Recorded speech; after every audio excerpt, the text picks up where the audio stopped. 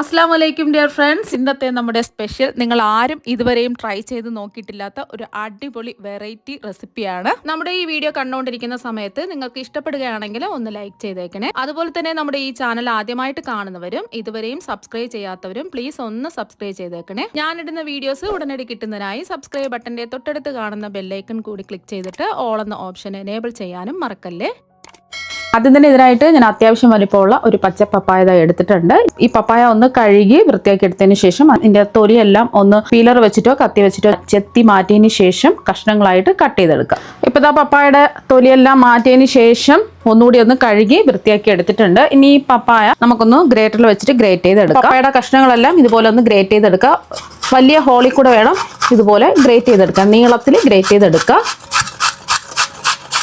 അപ്പോൾ ആ പപ്പായ എല്ലാം ഗ്രേറ്ററിൽ വെച്ച് ഗ്രേറ്റ് ചെയ്ത് എടുത്തിട്ടുണ്ട്. ഈ പപ്പായയിൽ വെള്ളത്തിന്റെ നനവുണ്ട്. കൈ വെച്ചിട്ടോ തുണി വെച്ചിട്ടോ ഇതുപോലെ ഒന്ന് മുറുക്കി പിഴിഞ്ഞെടുക്കുക. ഇത് പപ്പായ പിഴിഞ്ഞെടുത്ത വെള്ളമാണ്. ഇത് ആവശ്യമില്ല, നല്ലതുപോലെ പിഴിഞ്ഞെടുക്കണം. കോട്ടൺ തുണിയിലിട്ടിട്ട് പിഴിഞ്ഞെടുക്കുകയാണെന്നുണ്ടെങ്കിൽ വെള്ളം മുഴുവനും മാറിക്കിട്ടും. അപ്പോൾ ഇത് മുറുക്കി പിഴിഞ്ഞെടുത്തിട്ടുള്ള പപ്പായയാണ്. കൈ വെച്ചിട്ട് ഇതുപോലെ ആക്കിയിടാം. അപ്പോൾ അതെല്ലാം മുറുക്കി പിഴിഞ്ഞെടുത്തിട്ടുണ്ട്. നല്ല ഡ്രൈ ആയി വന്നിട്ടുണ്ട്.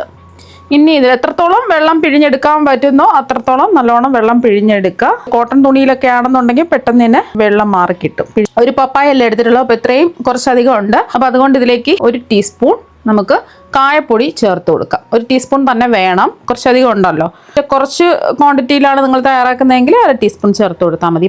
പകുതി പപ്പായയിലാണ് ചെയ്യുന്നതെങ്കിൽ. ഒരു 1/2 ടീസ്പൂൺ മഞ്ഞൾപ്പൊടി ചേർക്കാം. 1 ടീസ്പൂൺ മുളക് പൊടിയും കൂടി ചേർത്ത് കൊടുക്കാം. സാധാരണ എരിവില്ലാത്ത കശ്മീരി മുളക് പൊടിയാണ്. എരിവുള്ള മുളക് പൊടിയാണെന്നുണ്ടെങ്കിൽ 1/2 ടീസ്പൂൺ ചേർത്ത് കൊടുക്കുക. ഇനി ആവശ്യത്തിനുള്ള ഉപ്പ് ചേർത്ത് കൊടുക്കാം. ഞാനിപ്പോൾ ഒരു 1/2 ടീസ്പൂണാണ് ചേർക്കുന്നത്. ഉപ്പ് ആവശ്യമുണ്ടെന്നുണ്ടെങ്കിൽ നോക്കിയിട്ട് ആവശ്യത്തിനുള്ള ഉപ്പ് ചേർത്ത് കൊടുത്താൽ മതി, അല്ലെങ്കിൽ ലാസ്റ്റിൽ ചേർത്ത് കൊടുത്താലും മതി. നന്നായിട്ടെല്ലാം ഒന്ന് മിക്സ് ചെയ്യാം. അപ്പോൾ അതെല്ലാം നന്നായിട്ടൊന്ന് മിക്സ് ചെയ്തെടുത്തിട്ടുണ്ട്. ഇതിവിടെ ഇരിക്കട്ടെ. ഇനി ഒരു ബൗളിലേക്ക് 1/2 കപ്പ് കടലമാവ് ഇടാം. ഇനി ഒരു 1/4 കപ്പ് അരിപ്പൊടിയും കൂടി ചേർത്ത് കൊടുക്കാം.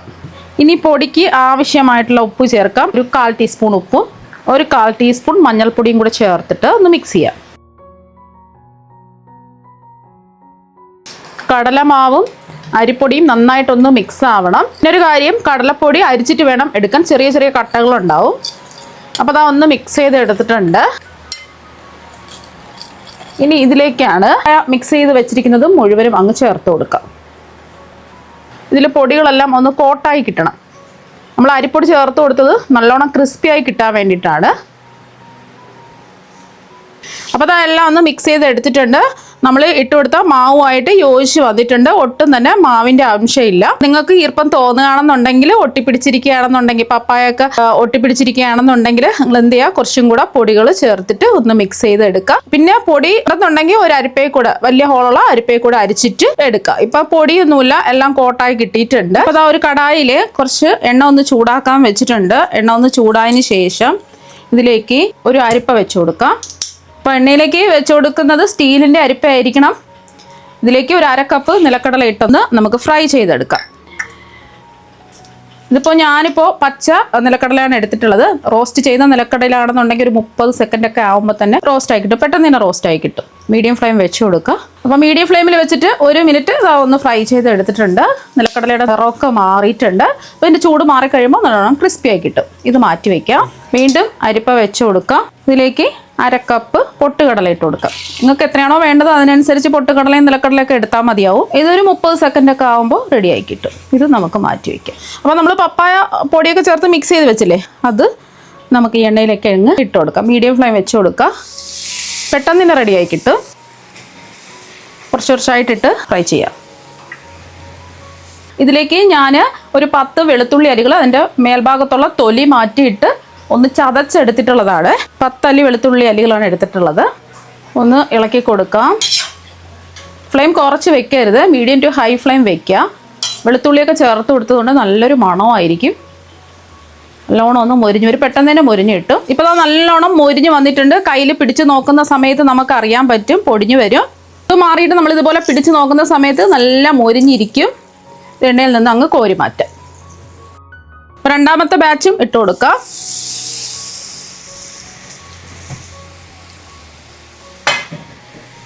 അപ്പം നമ്മളെ രണ്ടാമത്തെ ബാച്ച് മൊരിഞ്ഞ് വരാറാവുന്ന സമയത്ത് ഒരു 2-3 വറ്റൽ മുളക് മുറിച്ചതിട്ട് കൊടുക്കാം. ഒരു പിടി കറിവേപ്പിലയും കൂടി ചേർത്ത് കൊടുക്കാം.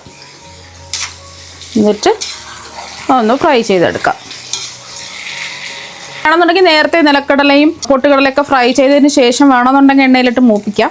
ഞാനിപ്പോൾ ലാസ്റ്റിൽ ഇതുപോലെയാണ് ചെയ്തിട്ടെടുക്കുന്നത്. അപ്പോൾ അത് മൊരിഞ്ഞ് വന്നിട്ടുണ്ട്. എണ്ണയിൽ നിന്നങ്ങ് കോരി മാറ്റാം. ബാക്കിയിരിക്കുന്നതെല്ലാം ഇതുപോലെ തന്നെ ഫ്രൈ ചെയ്തെടുക്കാം. അപ്പോൾ അതെല്ലാം ഫ്രൈ ചെയ്തെടുത്തിട്ടുണ്ട്. അധികം എണ്ണയൊന്നും കുടിക്കില്ല.